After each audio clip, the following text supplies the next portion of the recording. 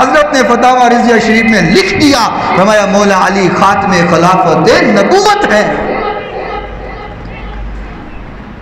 جو خلافت ہے اس کو ختم کرنے والے ہیں۔ فرمایا فاتح سلاسل طریقت،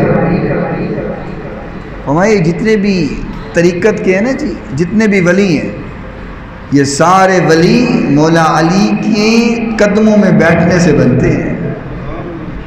کوئی قادری اس وقت تک نہیں بن سکتا جب تک مولا علی کے قدموں میں نہ بیٹھے، کوئی چشتی اس وقت تک نہیں بن سکتا جب تک مولا علی کے قدموں میں نہ بیٹھے، کوئی سہروردی نہیں بن سکتا جب تک مولا علی کے قدموں میں نہ بیٹھے، کوئی رضوی نہیں بن سکتا جب تک مولا علی کے قدموں میں نہ بیٹھے۔ فرمایا اگر تم طریقت سمجھنا چاہتے ہو اور طریقت میں آنا چاہتے ہو، مولا علی کے قدموں میں بیٹھ جاؤ، تمہیں طریقت کا سبق مل جائے گا۔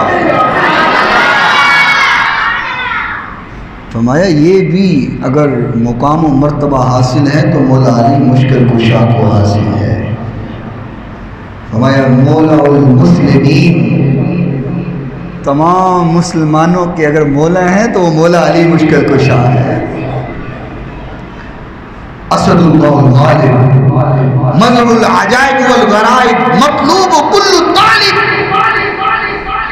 فرمایا جنہوں جے بھی کوئی طلب ہے نا، مولا علی دے دردہ گدا بن جائے اور یہ ہر طلب ہی پوری ہو جائے گی، انہوں سب کچھ مل جائے گا۔